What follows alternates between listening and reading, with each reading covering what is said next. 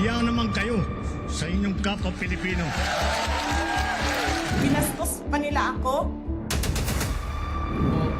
What is the law and what Pakinggan ng proceeds of the illegal drug trade ng Duterte.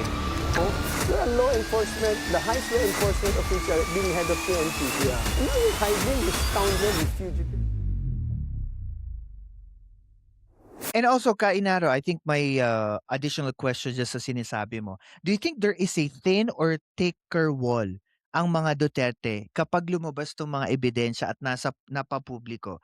Tingin mo yung wall na meron sila sa taong bayan is still parang matibay or guguho din ito? Well, alam mo, nakakala yan dun sa, siguro sa degree of being reasonable.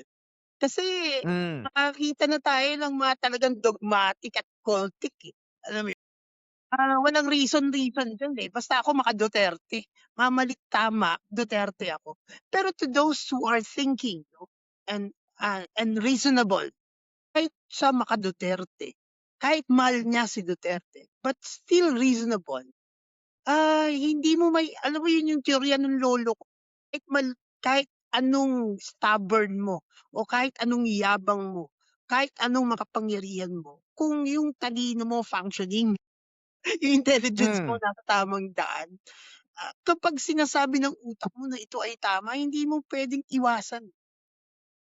Tatanggap at tatanggapin mong may puntos. Kahit man lang yan that's the minimum. There is a point.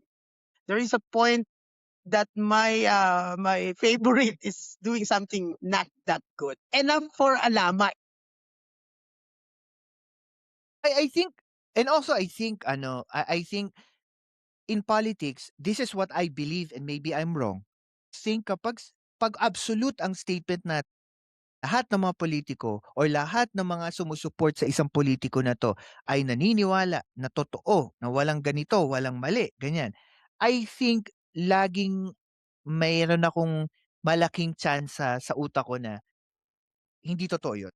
Yung sabihin na natin yung mga kulto-kulto na DDS, yes, Diba? maingay sila pag nagko-comment sa mga GC, sa mga social media, pero ako naniniwala ako.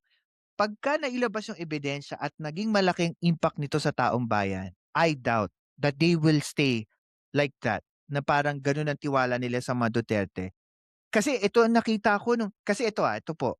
If I gonna compare it, connect it dun sa konteksto nung kay dating Pangulong Erap, 'di ba halos lahat binoto siya, halos lahat nakuha niya eh.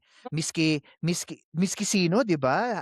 Supporter niya. Pero nung hindi na ilabas yung hindi na bumaliktad din against sa kanya. I think it's more of like we need to test this or else ganun.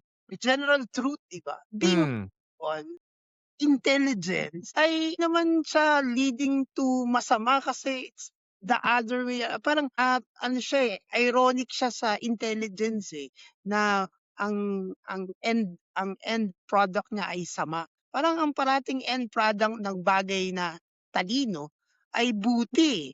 So tingin ko ito yung magpapalabas ng buti sa mga Pilipino na may ebidensya tayo at yung ebidensya is pointing to something true.